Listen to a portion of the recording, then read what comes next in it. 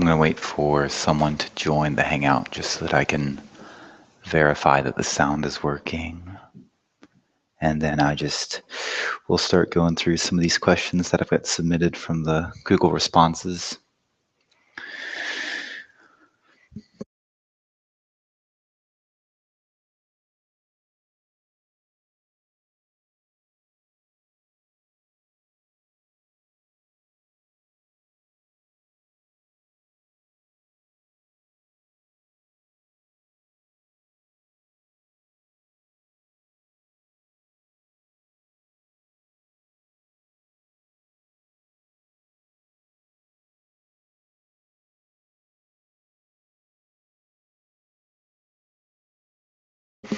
If you guys check your email, if you signed up to join, you should have an email with a link. It might be under your social tab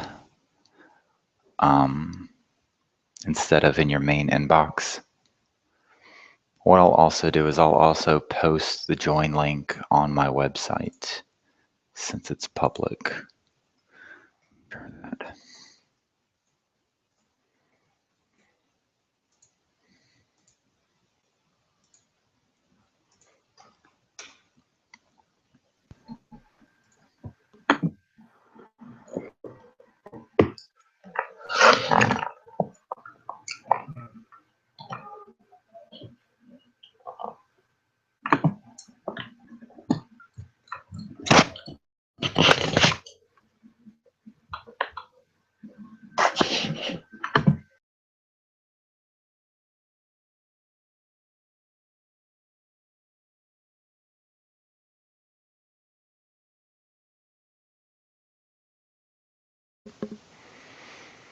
Hey Jessica, are you able to hear me?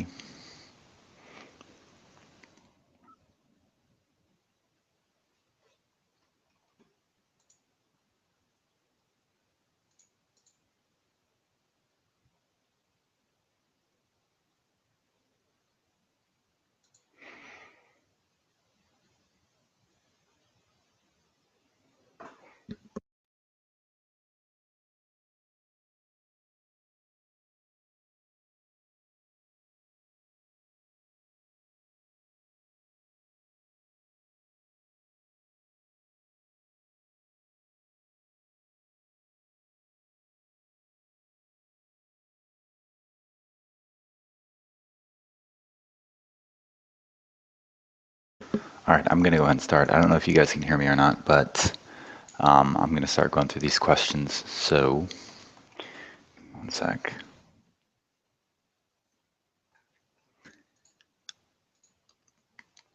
Okay, the first question that I see here is, do CAM plants have mesophyll cells like C3 plants? Yes, they do. Mesophyll cells are just a generic name for a photosynthetic cell.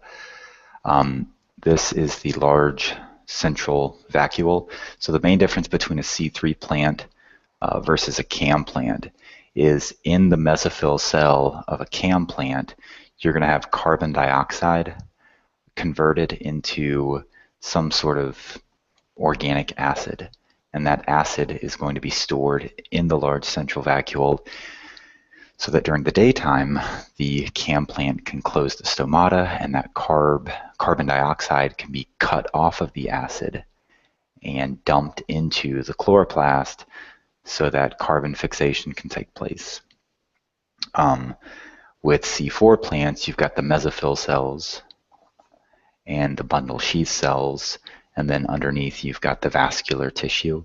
So in your C4 plants, the mesophyll cells is where you have the light dependent reactions. So you have a lot of ATP production and a lot of NADPH production, but the carbon dioxide is going to be converted into an acid and then moved into the bundle sheath cell. And the bundle sheath cell is where the Calvin cycle is going to happen. I see a question here.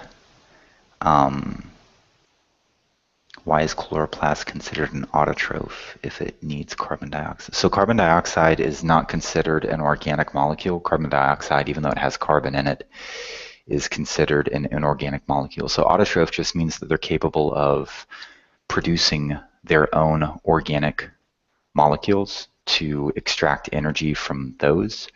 So that's, and this chapter specifically focuses on photoautotrophs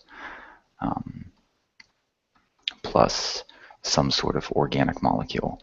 So the inorganic atmospheric carbon dioxide is going to be fixated and reduced into some sort of organic molecule.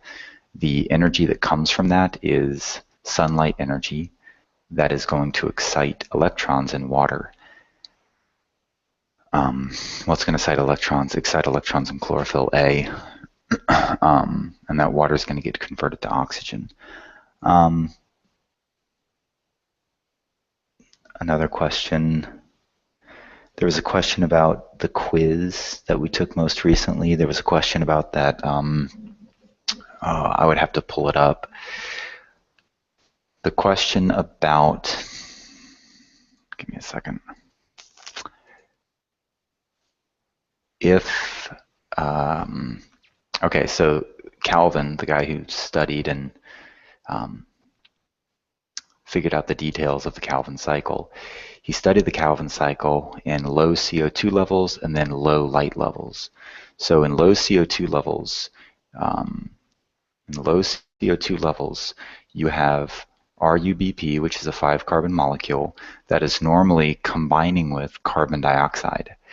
If carbon dioxide concentration is low, then the RUBP is not combining with carbon dioxide.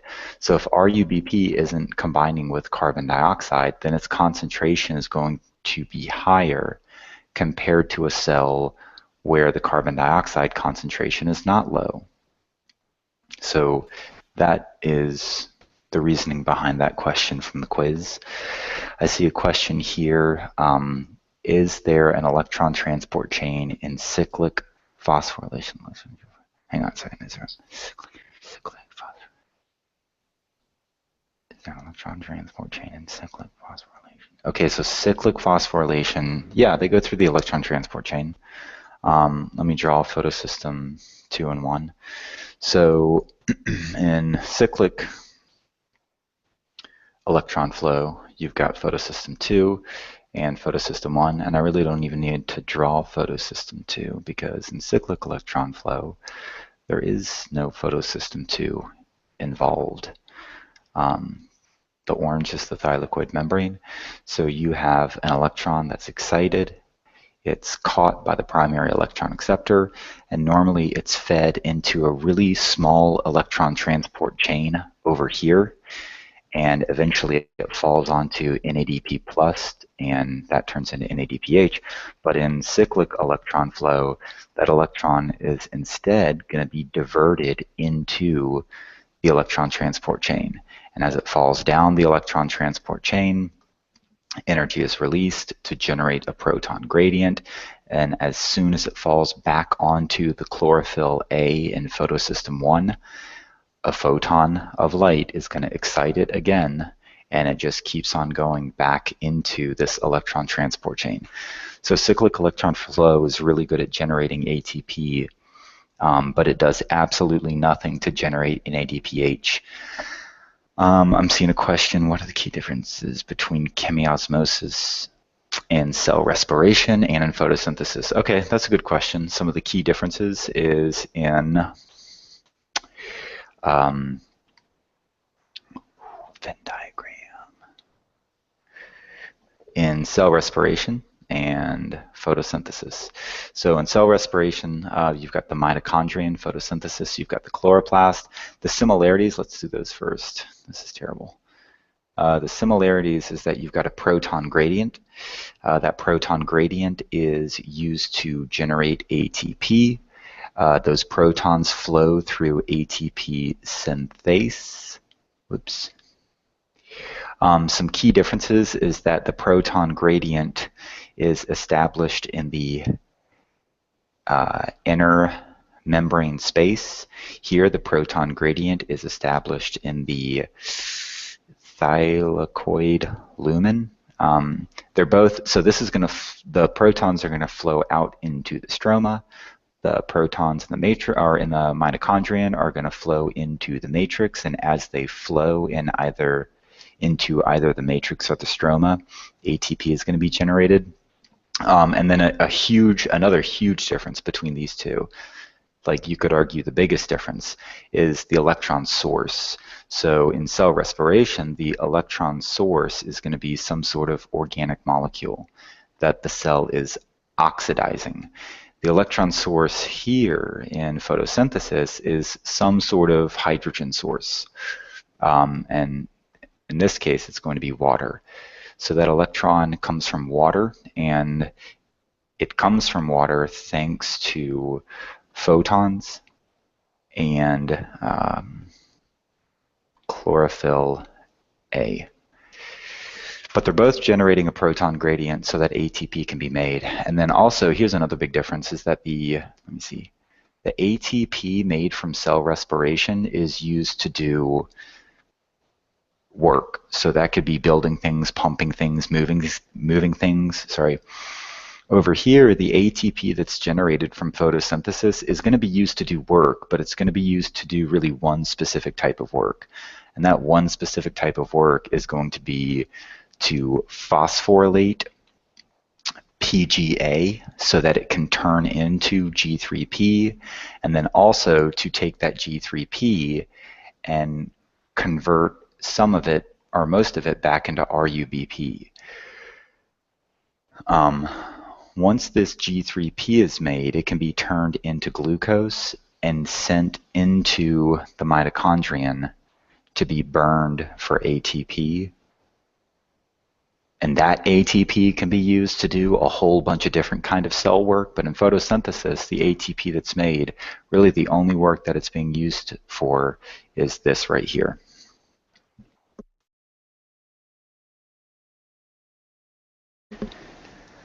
Okay, there's a question about a photosynthetic organism that absorbs pigments, or sorry, that absorbs colors that are complementary to chlorophyll A's absorption spectrum. So, and it says that this organism is purple.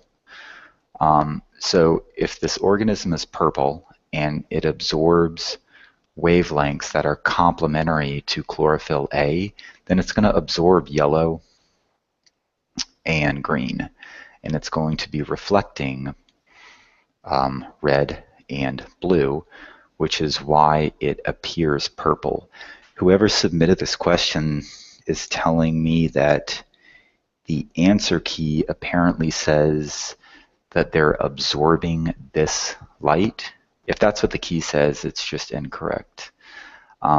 If you have a purple pigment that absorbs energies that are the opposite of chlorophyll A, then it's absorbing yellow and green, because those are the energies that are not being absorbed by chlorophyll A. And also the fact that it looks purple should give you an idea, or it gives you a big clue that these are the colors that are not being absorbed, red and blue, and hitting your eyes.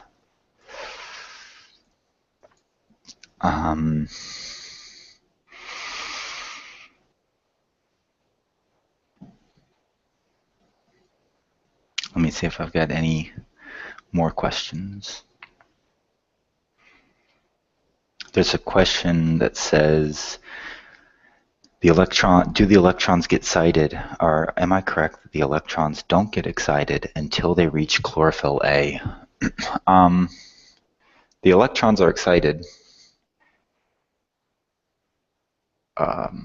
when energy is transferred into chlorophyll A. So there are accessory pigments, other pigment molecules that are embedded within the photosystem. And so these are the accessory pigments. They can be carotenoids, xanthophylls, other types of chlorophyll molecules. They are absorbing light energy, and they're going to funnel that energy into chlorophyll A. So when chlorophyll A receives that energy, it's called resonance energy, but when it receives that energy that ultimately comes from photons, that's when electrons get excited, absorb that energy, jump to a higher energy level, and instead of falling back down immediately and releasing heat and fluorescent light, they're going to be captured, and the energy is going to be released slowly, and that energy is going to be used to generate a proton gradient. What are the optimal color ranges for chlorophyll A, B, and carotenoids? I don't know. I mean, for chlorophyll A, I can tell you, and B, they're slightly different, but it's going to be blue and red. Blue and red are heavily absorbed by chlorophyll A and B. If you look at an absorption spectrum, they differ in the amount of blue and red light they absorb, but a lot of blue and red light, violet as well. Chlorophyll A and B are not going to be absorbing green or yellow much at all.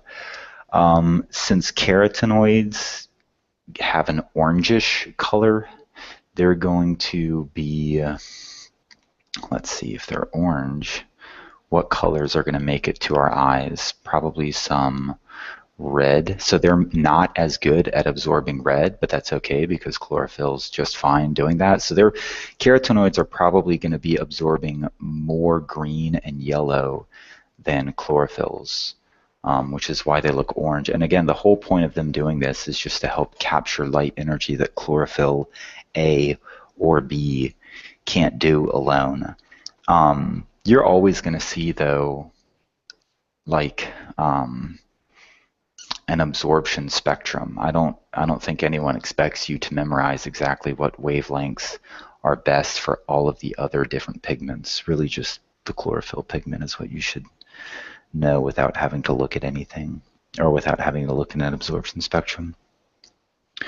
The major differences between chlorophyll A and B, they highlight this in your textbook. It's, I think, a few atoms. I think one of, I don't even have it memorized, but one of them has a CH3 group, the other one has an OH group, but beyond that they look extremely similar. They have a ring structure called a porphyrin ring that has a lot of double bonds and some nitrogens, and then I think in the middle is magnesium, and then they have a fatty acid tail, so they look kind of like a tadpole.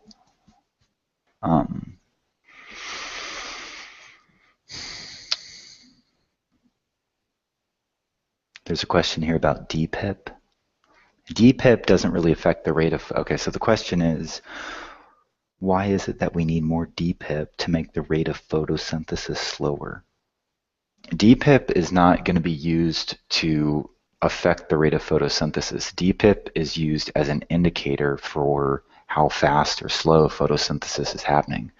So if you have a solution, if you have a solution of chlorophylls, or I'm sorry, of chloroplast organelles, and you put DPIP in that solution, DPIP in its non-reduced form is blue, but when you excite chloroplasts and you get electrons moving, DPIP actually is going to be the final electron acceptor, not NADP+.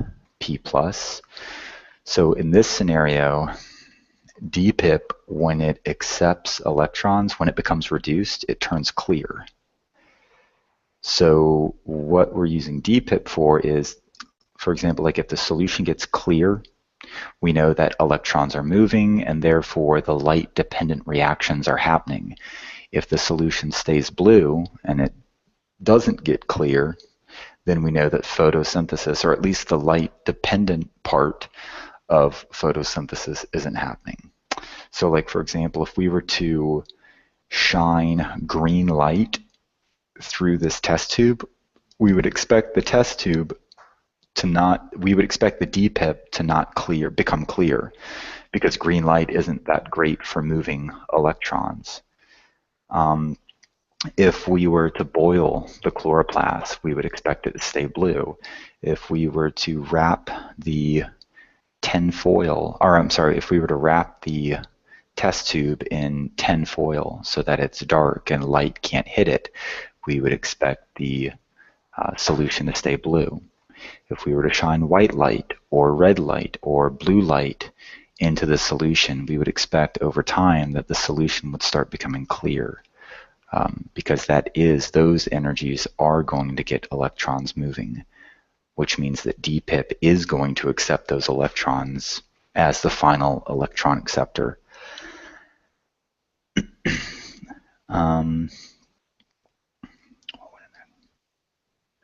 What would an action spectrum complementary to the action spectrum for green plants look like? I'm not sure what you mean by that question. What I can tell you is that, like, if you look at the action spectrum for photosynthesis, if this is Roy G. Biv,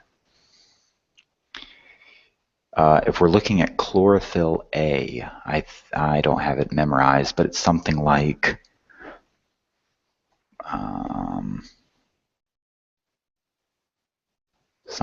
this.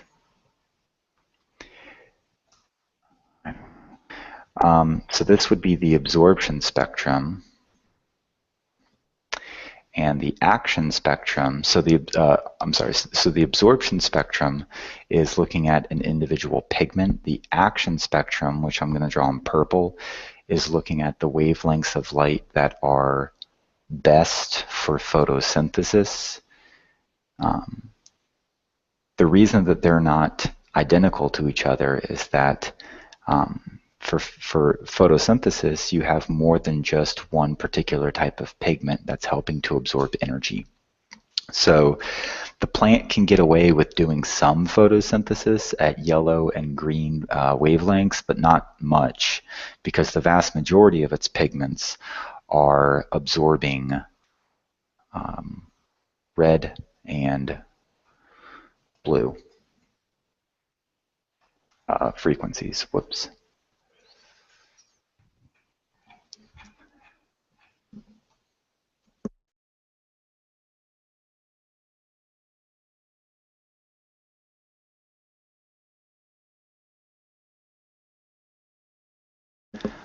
What are some similarities and differences between C4 and CAM? So the similarities are for C4 and CAM, you have carbon being converted into some sort of organic acid before it's sent to the Calvin cycle. So those are some similarities. So CO2 is going to be converted to some sort of acid. Other similarities is that you're going to have less photorespiration as a result of this carbon to acid strategy. For C4 plants, the reason that there's less photorespiration is because oxygen is not present where the Calvin cycle is happening. In CAM plants, the reason that you have less photorespiration compared to a C3 plant is that during the night, they can really absorb a ton of carbon dioxide and store it in their large central vacuole, so that during the day, even though they are producing oxygen, and even though some photorespiration can happen, the concentration of CO2 is so high that it's just more likely that CO2 hits Rubisco. The biggest differences between the two is that C4 plants have your mesophyll cell, and then below that your bundle sheath cells, where the Calvin cycle is taking place. In CAM plants, it's just the mesophyll cell, and they're storing their carbon dioxide as an acid in the large central vacuole. So CAM plants are actually, because they open their stomata at night and can close them during the day, which is not something that C4 plants do, CAM plants are better at conserving water by minimizing transpiration.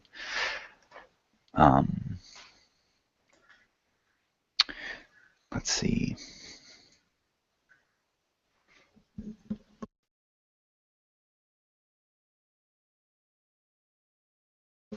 How do increased carbon dioxide concentrations affect C4 plants? Let me think about that. I mean, an increase, okay, so An increase in carbon dioxide concentration is going to, for any plant, regardless of whether we're talking about C3 or C4 or CAM, is going to cause an increase in the rate of photosynthesis up to a certain point. So after we reach a certain concentration of carbon dioxide, if my y-axis is photosynthetic rate and my x-axis is CO2 concentration, after a certain point, we're going to run into some issues. One of the things that can happen is photosynthesis can't happen any faster because Rubisco can only work so fast. So we run into a Vmax scenario. The other reason why the rate might plateau is because if CO2 levels are really high, then the limiting factor, or what's going to limit the rate of photosynthesis, is going to be light. So if your CO2 levels are extremely high, but there's low light levels, then your rate of photosynthesis can only go so fast. But I mean, specifically with a C4 plant, high carbon dioxide levels, or atmospheric carbon dioxide, is just going to allow the C4 plant to pump more and more carbon dioxide into the bundle sheath cells. But I mean, C4 plants are really, really good at getting carbon dioxide into the bundle sheath cells, period. So I guess you could always argue that, well, never mind.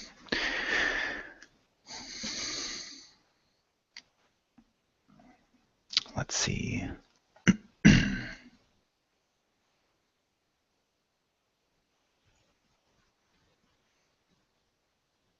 During cyclic electron flow, where does the initial electron come from? In cyclic electron flow, that electron is going to come from chlorophyll A, which is in photosystem 1, right here.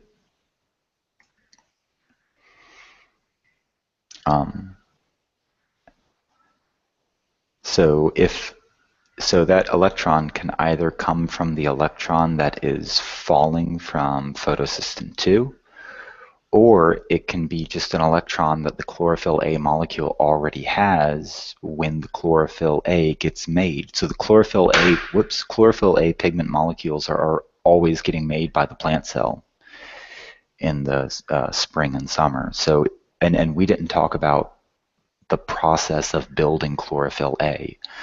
But when the plant cell builds chlorophyll A, it has to give chlorophyll A those electrons. So it gets it when it's built by the plant, or it gets it from photosystem 2. In our reading guide, it said that there are 3 places where the proton motive force is generated. But I thought there were only 2. Photosystem 2 and the electron transport chain. Yeah, I don't know what that means. It said that there are 3 places where the proton motive force, I'd have to look at that.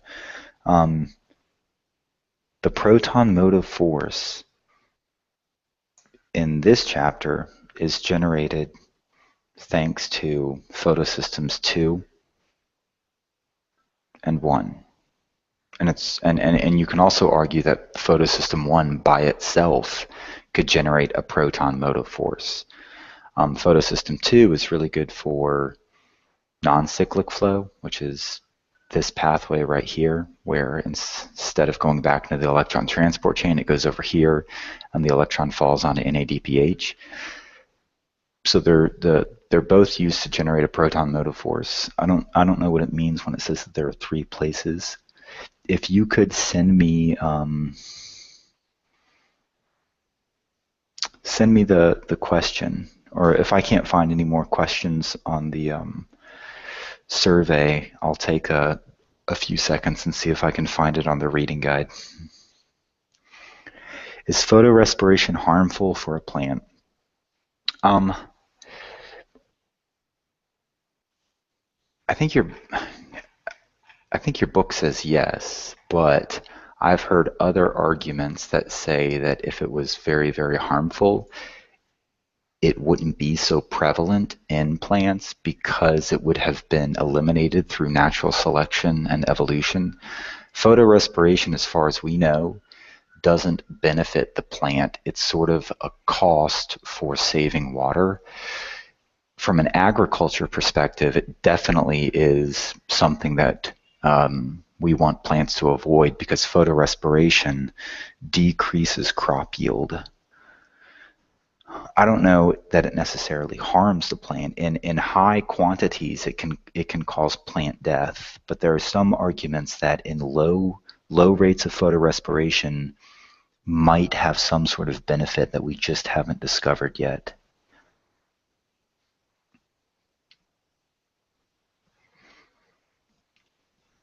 I'm trying to see if I can find any more new questions.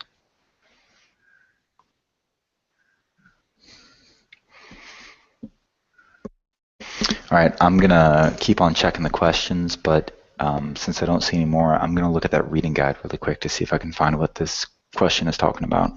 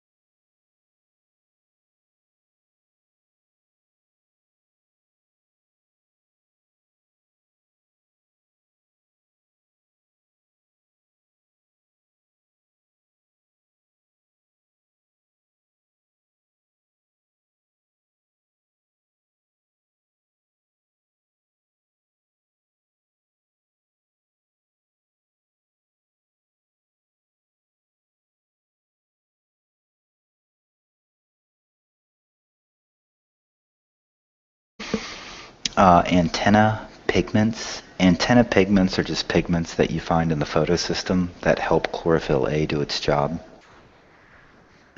So, like the photosystems are sometimes called the light harvesting complex or the light antenna complex. All of the non-chlorophyll A pigments in photosystem 2 and 1 are called antenna pigments.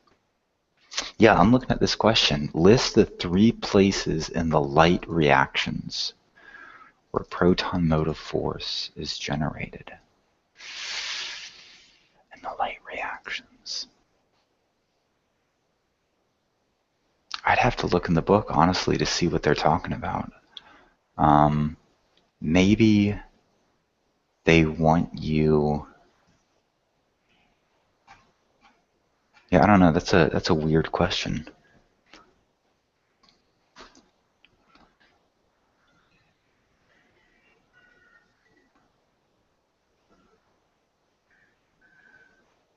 I mean, it's generated in cyclic flow. It's generated in non-cyclic flow. And I guess you could say it's generated by proteins that make up the electron transport chain. I don't know, maybe they want you to just break down the journey of an electron through the thylakoid membrane into three different stages. I don't know. I'd have to look in the book. I can do that and see if I can clarify it tomorrow morning if you want to stop by. There's a question, why does chlorophyll fluoresce red? That's just when electrons absorb energy and when they fall back down, the energy that is released carries a specific frequency of energy, and that frequency is registered by our eyes as being a reddish fluorescent color.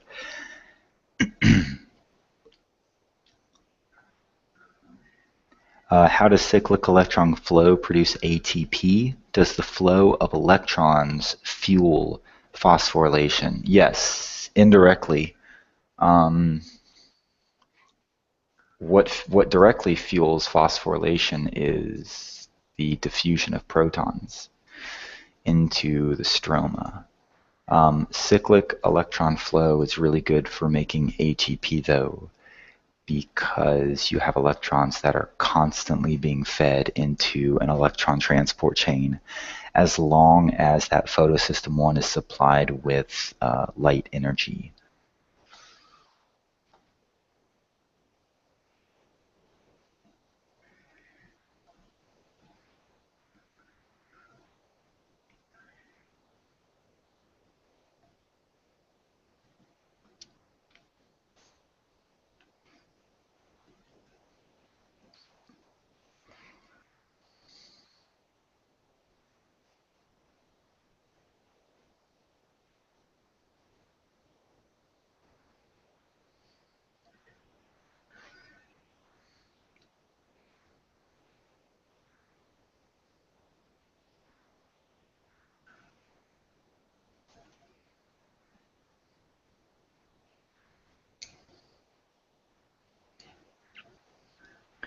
Let me see.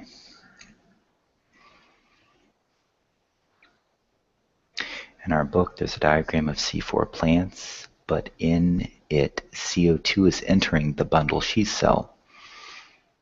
That's correct. No oxygen does enter it. So, I mean, there are oxygen atoms in carbon dioxide, but when we say that no oxygen enters it, we mean no oxygen gas, like atmospheric oxygen, like O2. So if this is the mesophyll and this is the bundle sheath, CO2 is coming in, but since the bundle sheath cells only have photosystem 1, there is no oxygen produced when water is split because photosystem 1 doesn't split water. So that oxygen is created in the mesophyll cells where it can then diffuse out into the atmosphere. The carbon dioxide is being placed in the bundle sheath cells where the Calvin cycle is happening. Okay, let me see this question right here. An online question says, which statement describes the functioning of photosystem 2? Photons are passed along. Okay, so someone is saying, why is this an incorrect answer? Photons are passed along to a reaction center chlorophyll. The photons aren't passed along. The photons are their energy is absorbed and that energy is transferred to chlorophyll A. The electron is passed to the primary electron acceptor, but photons are not being passed. So that's why, for whoever asked that, that's why that's not considered a correct answer.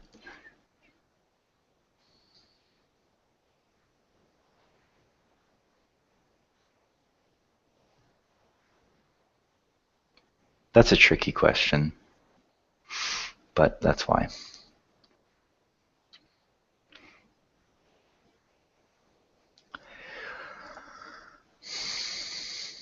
Are all signal, I don't want to do any, unless there are no more questions about chapter 10, I'm going to hold off on reviewing chapter 11. From the lab, what type of light works best? Well, the lab that we did really wasn't that successful, but theoretically, the best light to use for photosynthesis is always going to be white light. But if you're ever asked to talk about one specific wavelength, then the best wavelengths of light to use are red light and blue light. If you can use any light, then you always want to go with white light because that includes both red and blue and all of the other colors that aren't as great, but it still has red and blue. In photosynthesis, what is the fate of oxygen from CO2? That oxygen we find in the organic molecules that are made. So that CO2, remember RUBP, if we're looking at the Calvin cycle, RUBP combines with carbon dioxide and gets converted into G3P, and then some of that goes off for making fuel or whatever else the plant needs. Most of it is going to be turned back into RUBP, but that oxygen that's where that oxygen is going.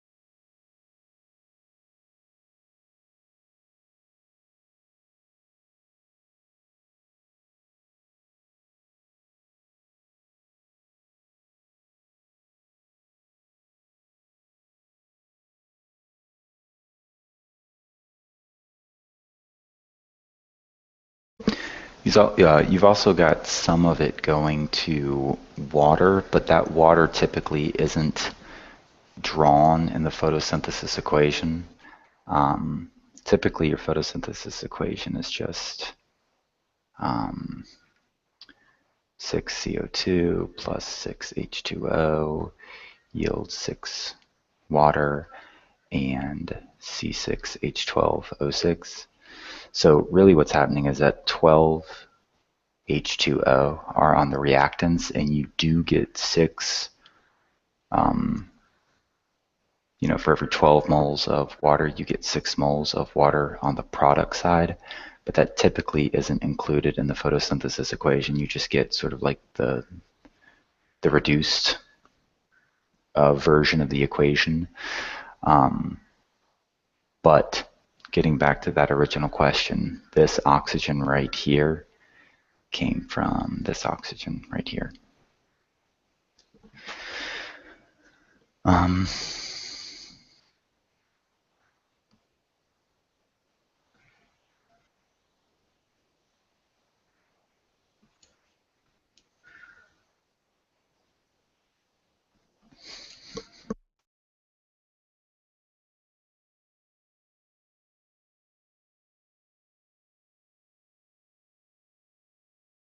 What do we need to know about the 3 stages of the Calvin cycle?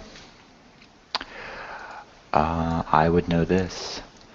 I would know that RUBP is a carbon acceptor that, thanks to Rubisco, is going to, so the first step is fixation, and fixation is just when you take an inorganic molecule and you attach it onto an organic one. So that's step 1. When fixation happens, you get the formation of 2,3 carbon intermediates. Those intermediates are phosphorylated and reduced. So ATP is going to add a phosphate, and ADPH is going to add electrons and hydrogen. So that's step 2. Thanks to that, you get the production of G3P. And then finally, step 3 is the regeneration of RUBP. So I think it's 1 out of every 6 G3P can be used by the cell for biosynthetic pathways.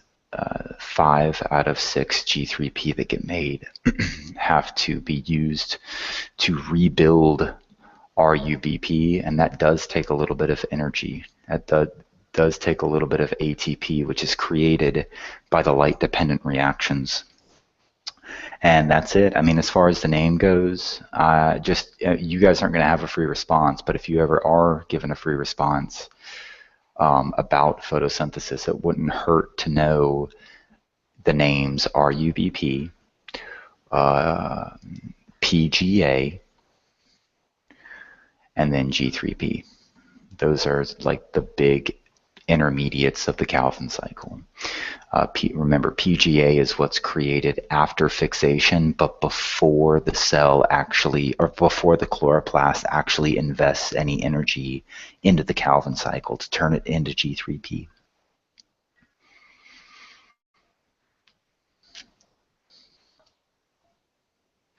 Okay, I'll do a few more questions.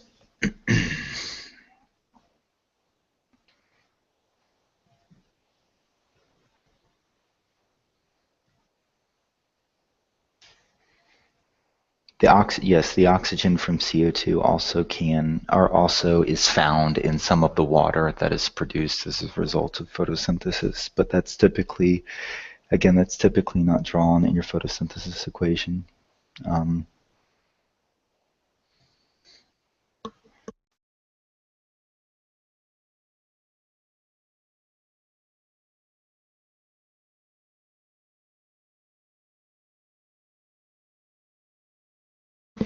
This equation just represents the reduced equation.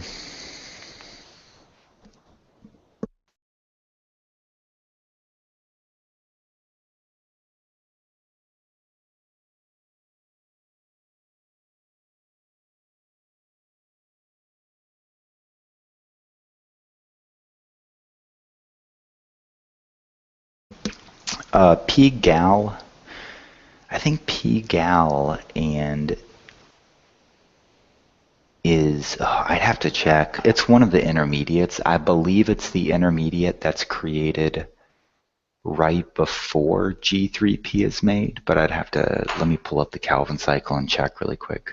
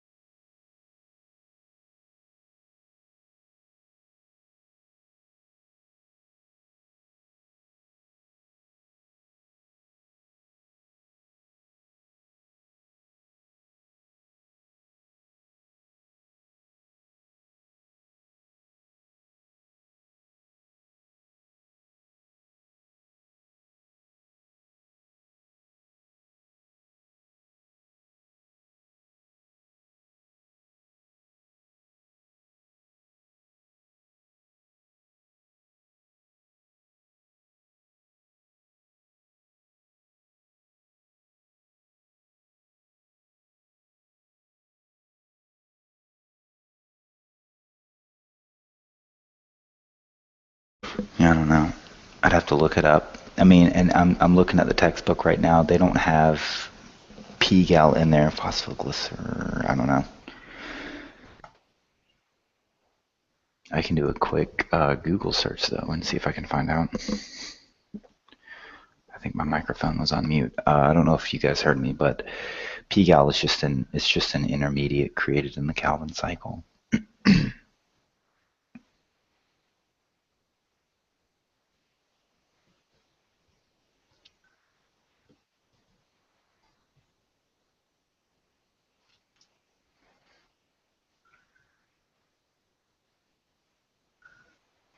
How does G3P turn into glucose? There are a number of biosynthetic pathways that involve many different types of enzymes that you guys don't have to know in this course. That's beyond the scope of this course.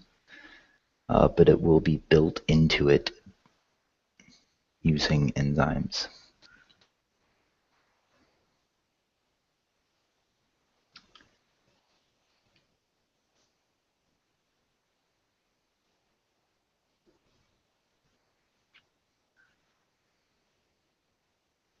I'm looking for new questions. I don't see.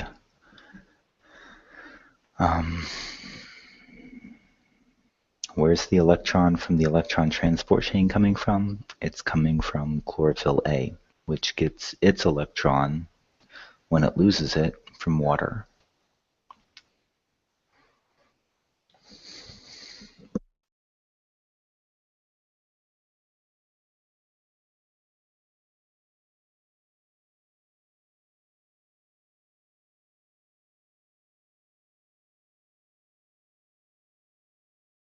Yeah, pGal is just another name for G3P. So you could refer to them as both.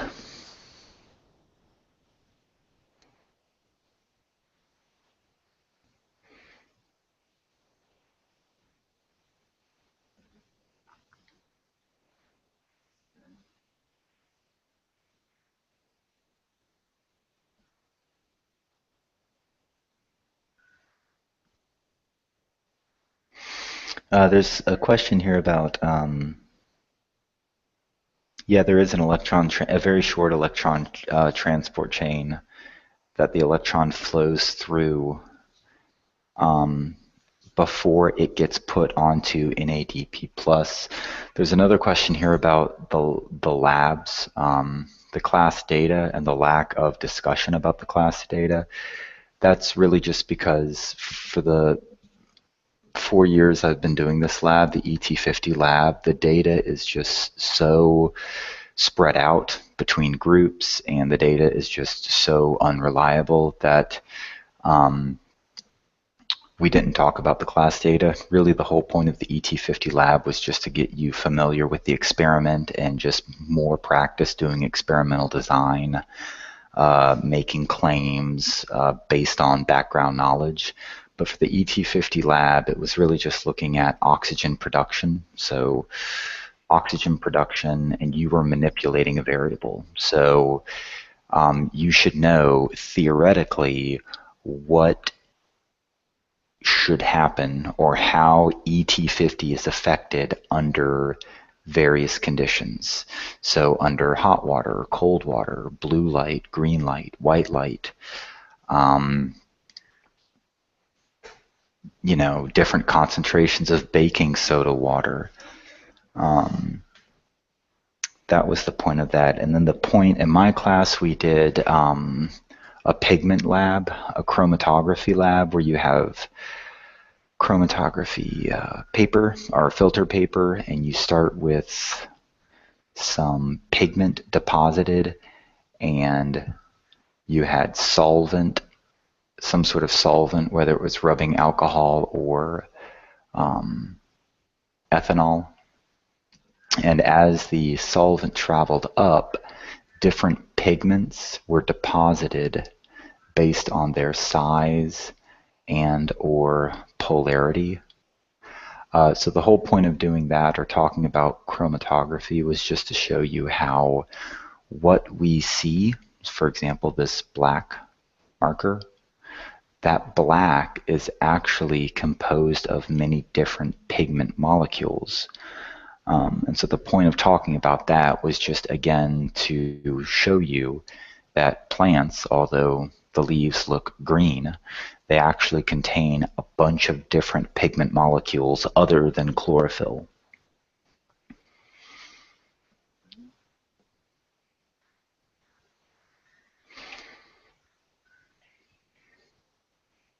ET50 stands for, I think, estimated time for the median. So in other words, how much time does it take for half of your sample to achieve floating? And in our class, we defined floating as, if you have a beaker, the second or the moment that the leaf disc actually leaves the bottom of the beaker because of oxygen production, you would count that as 1. So if your sample, or if you had 6 discs, your ET50 would be the amount of time it takes for 3 of those discs to float. If you had 10, it would be how long does it take for 5 to float.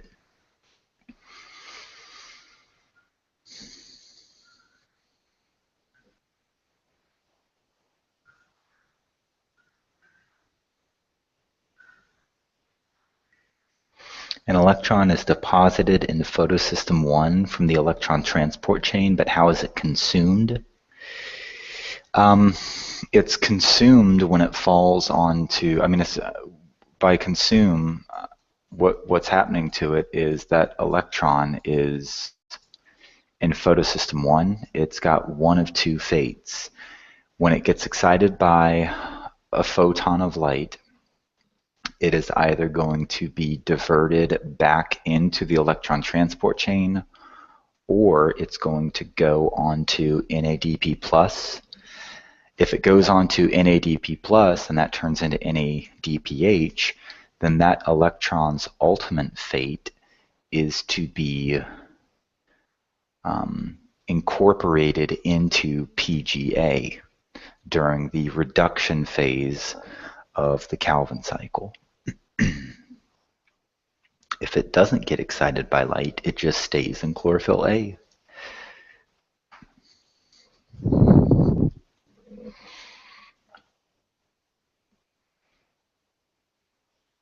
Where is the electron from the electron transport chain used? I don't know. I can tell you how it's used, if that's what you mean. And it's passed from protein to protein in the electron transport chain. And as it's passed, energy is released, and that energy is used to create a proton gradient.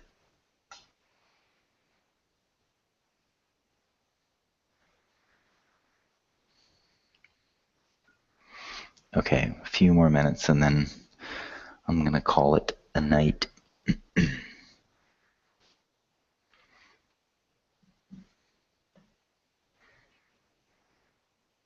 Can any photosynthesis happen at night? I'm going to go with a no. Nope. Because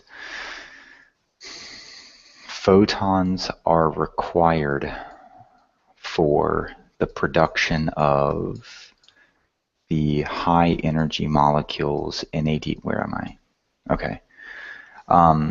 Photons are required for the production of NADPH and ATP in the chloroplast. Because the only way that we can get those is, the only way that we can get these high energy molecules is with light energy.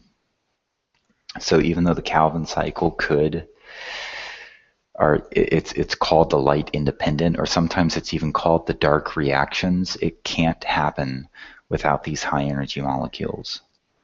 And remember, the cell just can't like make these during the day and then store them and wait until night, especially the ATP, because the ATP is highly unstable. Remember, ATP is terrible for storing energy. It has to be used virtually the second it's created. So it can't just keep ATP around and do the Calvin cycle during the dark or during night.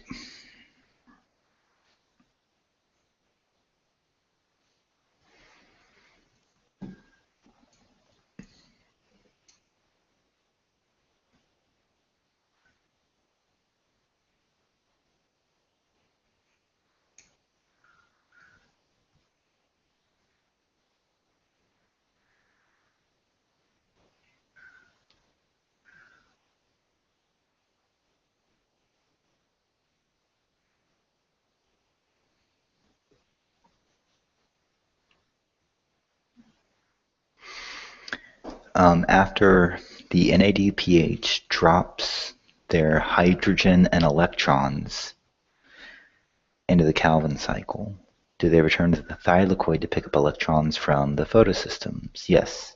If so, how do they get back? Diffusion is how they get back.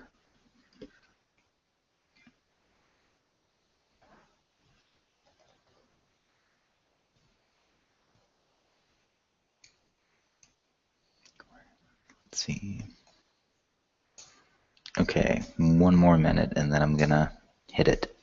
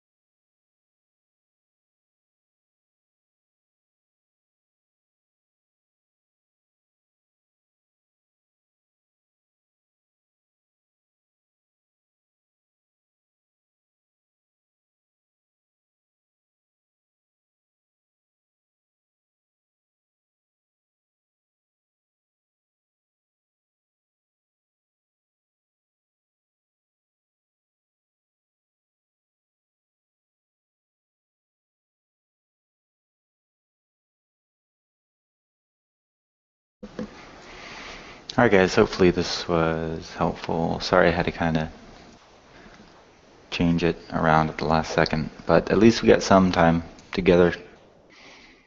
I will see you guys tomorrow.